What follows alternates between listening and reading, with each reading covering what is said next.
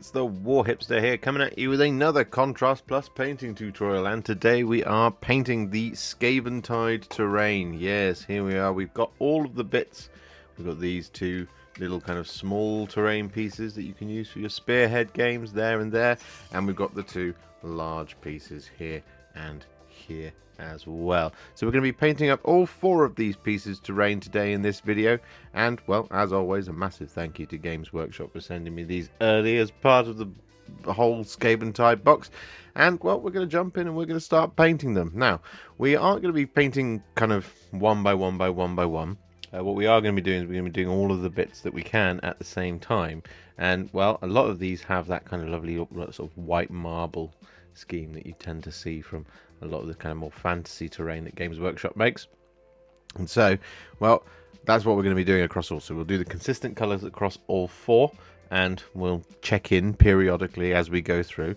And they've all been primed in grey Seer. So we're going to jump in and we're going to start doing that. And the first colour we're going to be using is Nuln Oil. And we're going to be applying this over the top of all of the brickwork across all of our models. So we're just going to start down here on this side.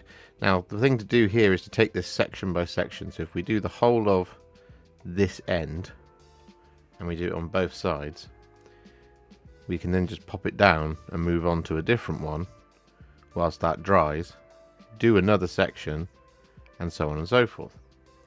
So we're just going to apply this like so. Make sure we really work it into those claw marks.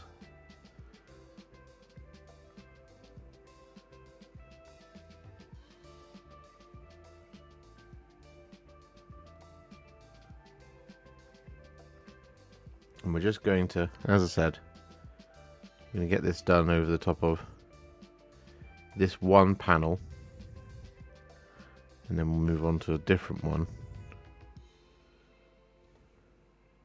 because we need to hold it. We don't have a kind of base from which to slot it into a painting handle or anything like that. It's kind of the same principle we apply when painting tanks. So we'll do that, and actually what we will do is we'll do the pillar as well, because we're prone to making a couple of blobby mistakes around here. So we just want to make sure we get this bit done.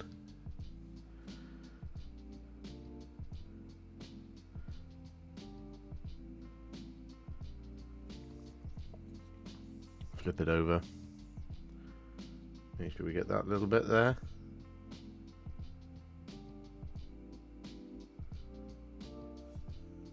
Flip it back over and do this section.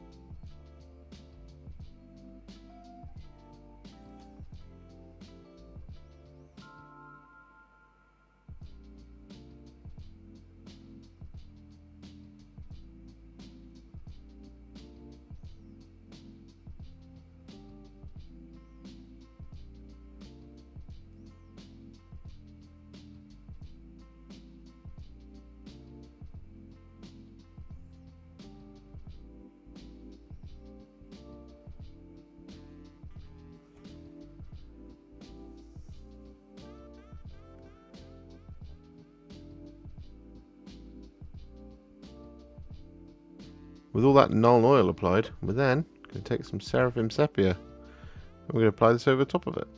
This is going to give us a lovely kind of almost grimy sandstone-esque finish.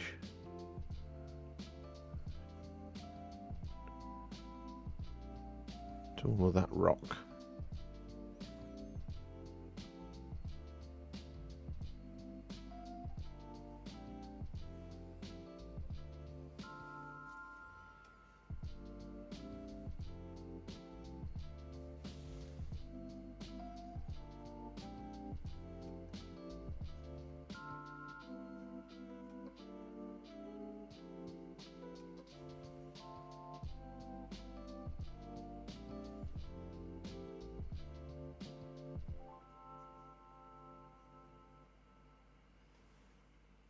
So with that Seraphim Sepia all applied, you should have now like this kind of really kind of nice sort of dirty sandstone-esque look. But what we need to do now is we need to brighten it back up. And we're going to do this by using 2 dry brushes. And the first of these is going to be some grey Seer. And we're just going to start dry brushing this over the top of all of that sandstone, all of that stone that we've just been covering in with the Nuln Oil and the Seraphim Sepia. Now when it comes to the actual stones themselves, like these kind of flat bricks, you can either kind of go for just like an edge dry brush, or you can do as I'm going to do here, which is slowly build this up in a circular dry brush just to kind of restore some of that white back in. But if you go in a circular motion, you should be able to just avoid kind of blocking in any of the lovely recesses or battle damage, whilst also adding a little bit more brightness back in. But the choice is yours. You can just go for like that sort of thing and just leave it, or you can build it up a little bit more.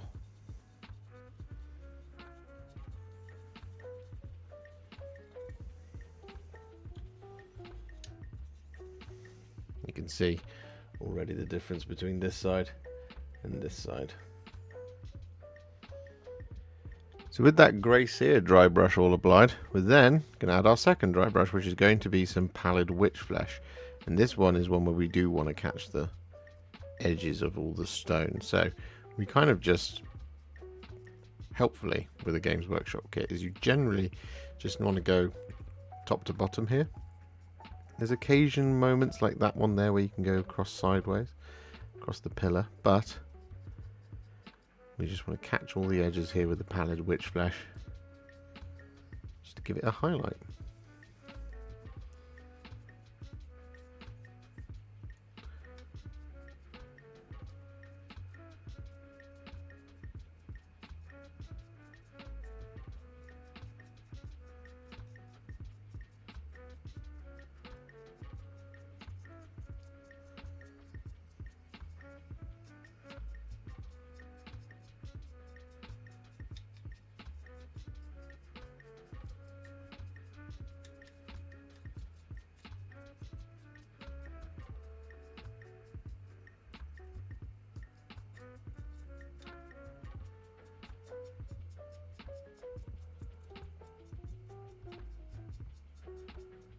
So with that all done, as you can see, all of our kind of lovely white marble stonework is now finished.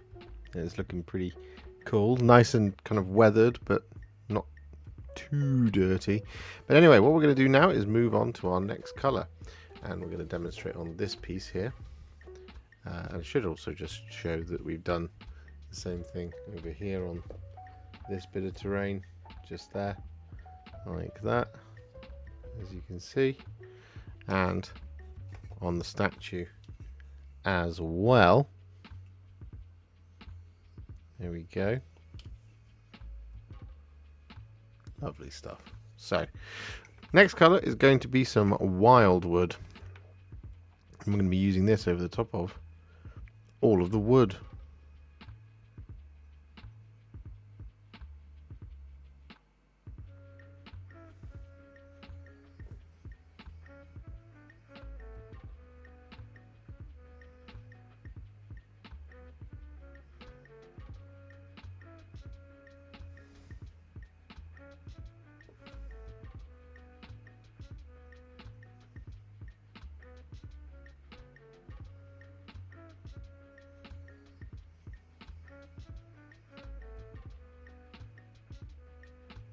With that Wyldwood all applied, we're then going to take some Skeleton Horde and we're going to apply this over top of any bones.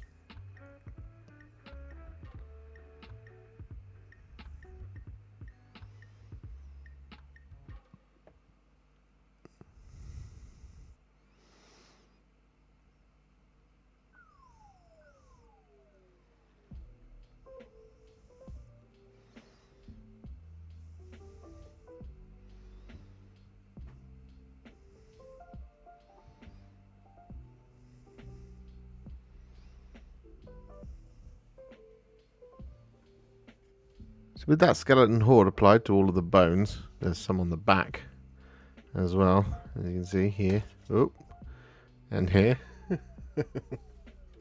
And as obviously there's more bones on the other bits. What we're going to do is we're going to take our next colour, which is going to be some Dark Angel's Green. And we're going to apply this over top of this kind of rent in the stone.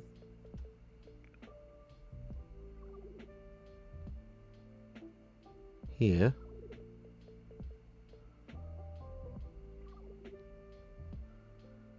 Just like that sort of thing. But we're also going to apply this over top of any smoke and any flames.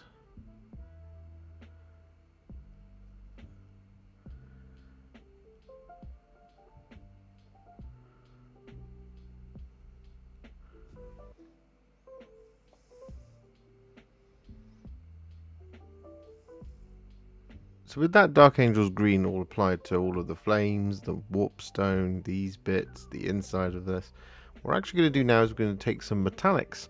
And the first of these is going to be some Retributor Armour. And we're going to be using this over pretty much two very specific places. So the first of these is going to be on this piece. And we're going to be applying this Retributor Armour all over the top of the kind of trim around the door. So all of this kind of stuff.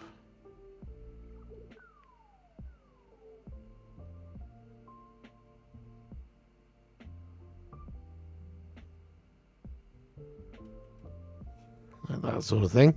There's obviously a lot more there. But what we also have is occasionally we have things like these little pots and stuff, which we're also going to apply this Retributor Armour over.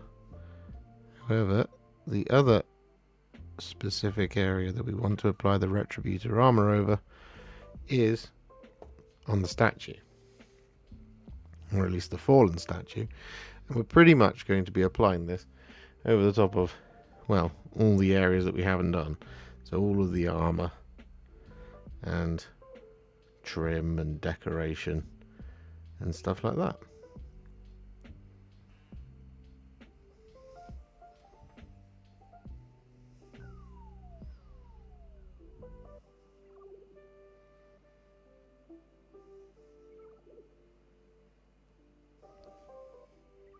So with all that Retributor Armour applied, as you can see, over the top of all that armour on the statue and over the top of the trim on the door, what we're going to do now is we're going to take some thinned down Iron Warriors. And we're going to use this now to apply over the top of all of our remaining metallics.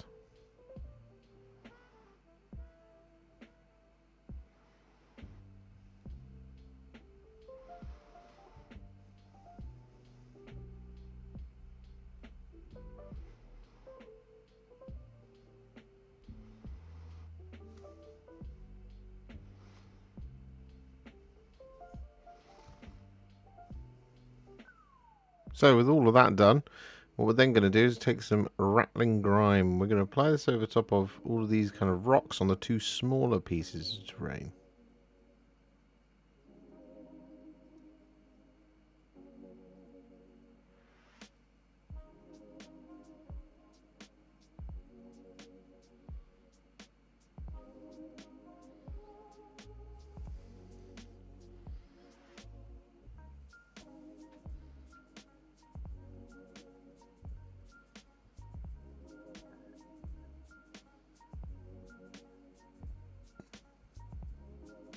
And with that Ratling Grime applied, we're then going to take some Blood Angels Red. We've got this little book just in here that we're going to apply this over. But there is also a little pouch on the other one.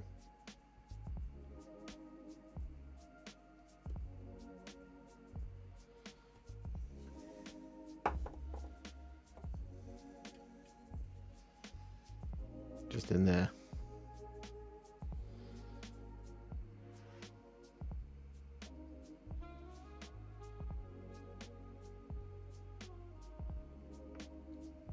So with that all done, we've actually got all of our base coats on, so it's time to add some shades. And the first of these is going to be some Guilliman Flesh. We're going to use this to shade all of the gold.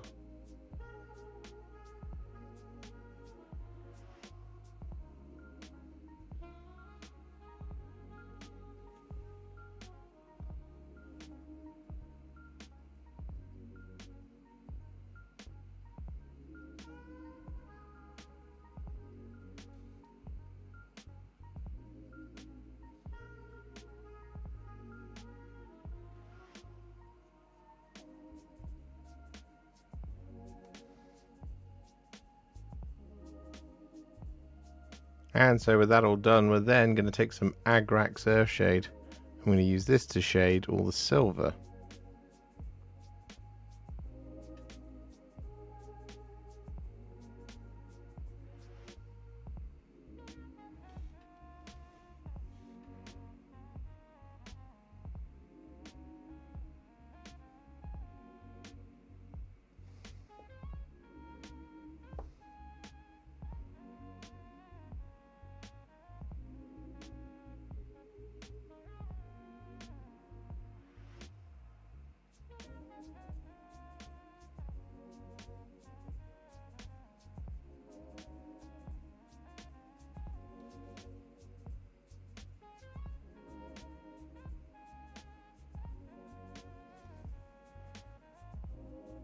So with that all done, we're then going to take some Biel-Tan Green.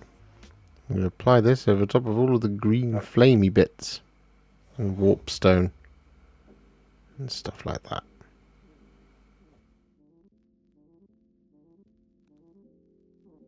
So with that all done, as you can see, our terrain is now what I would call a Warhipster battle ready. It's a little bit beyond that, but this is kind of a nice stopping point for you, if you will. However, we are just going to do a couple of extra things just to take it just that little bit further. So we're going to add a little bit more kind of dirt and damage and things like that. And we're also going to add a couple of highlights, not too many. They are mostly going to be dry brushes. So the first thing we're going to do is we're actually going to stipple in some dirt. And we're going to be doing this on the two buildings. Now, what we're going to be doing is we're going to be using a homemade stippling brush. Now, what I have here is I have a medium shade brush, which I have cut the bristles right down like that, as you can see, to create this really nice little kind of accurate little stippling brush type thing. And we're going to take some black Templar. And then what we're going to do is we're going to dip our brush into the paint, grab some up, and then on our bit of tissue paper just here is we're going to just kind of dab this in until we get what we want, which is that kind of consistency. And then on our terrain, around the bottom layer, is we're going to now stipple in some of that dirt.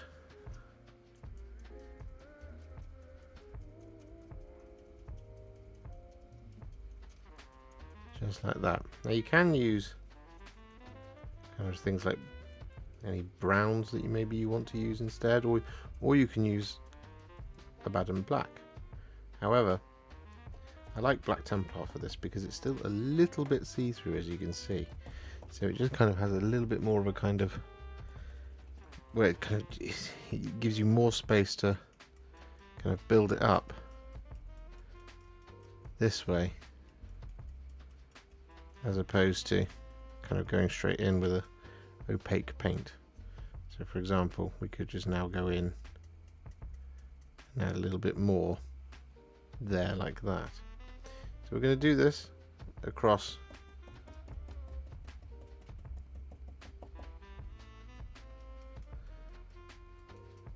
the bottom half.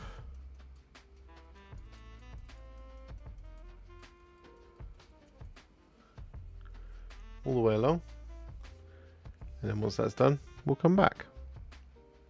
So with all that black Templar applied, we're then going to do the same thing, but with some Skrag Brown. And here what we're going to do is just kind of, in the metallics, just add little patches of rust.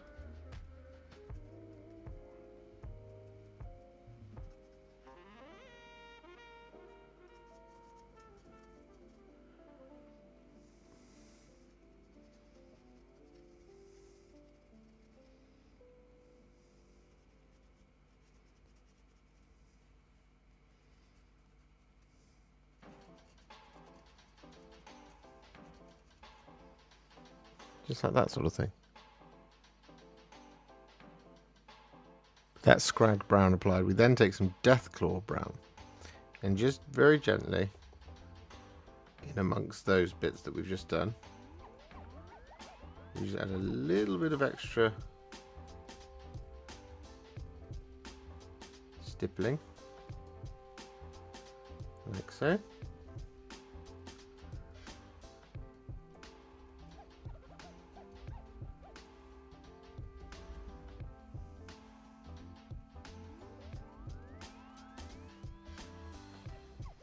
kind of really kind of impact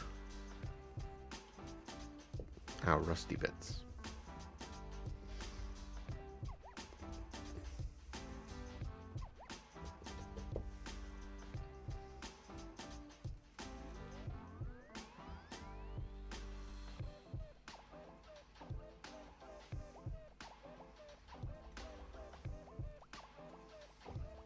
So with that all done, what we're going to do now is going to dry brush all of the rocks. That's wood. We're going to dry brush all of the wood with some Karak Stone. However, we're also going to dry brush the rocks. That's what I meant. It's the order of operations, really. So we're going to dry brush all of this like that.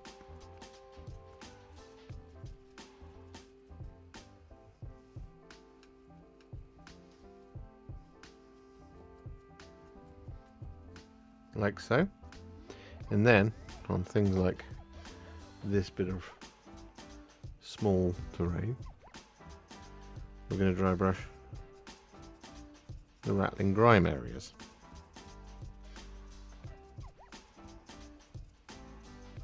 As well. That's what I meant by rocks.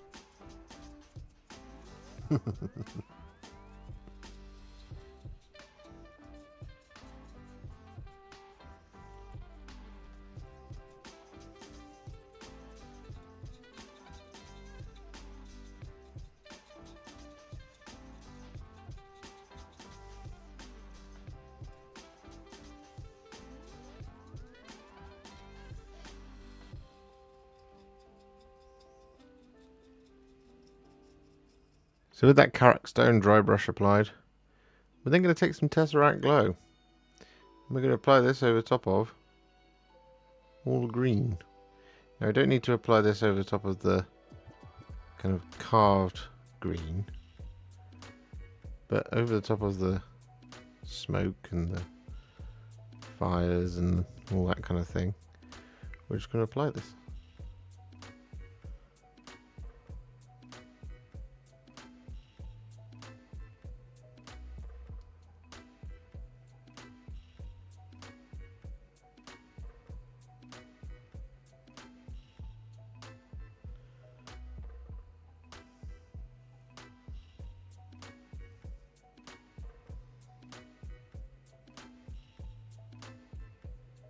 And so with that Tesseract Glow all applied, we're now going to finish it off by taking some Screaming Skull. And we're going to use this to gently dry brush across, well, kind of everywhere that we haven't already done. However, you don't want to go too heavy like I have there. Best thing to do there is to get a clean brush and just get in there.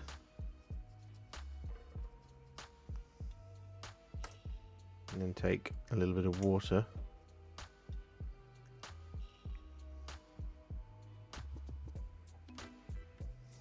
like that and put it off. And then we're just going to continue along. So we're going to be dry brushing all of the bones. You can dry brush things like the silver, gold. It doesn't have to be a perfect dry brush.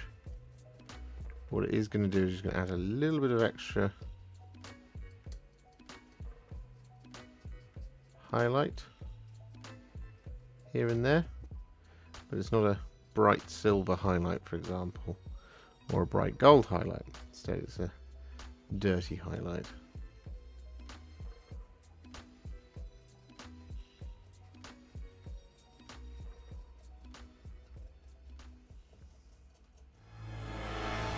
So with those final dry brushes applied, our Skaventide Spearhead Terrain is now finished. And I really enjoy painting this terrain. I think it looks really, really cool, and I really want to see more. Like just a terrain expansion pack to take this up to a 2,000 point set. That would be really, really awesome. I think we will get it. I hope we'll get it. But just this kind of like defiled stuff just looks great. If you enjoyed this video, you love the channel and you'd like to support me further, you absolutely can do so by heading to patreon.com/warhipster, just like all of these wonderful amazing people have done. And alternatively, you could become a YouTube channel member by clicking on the join button below, exactly like these fabulous folks have done, scrolling up on the screen before you. There are so many of you out there that it really takes my breath away, and I cannot thank you enough for everything you do, as without you I wouldn't be able to keep making these Contrast Plus videos.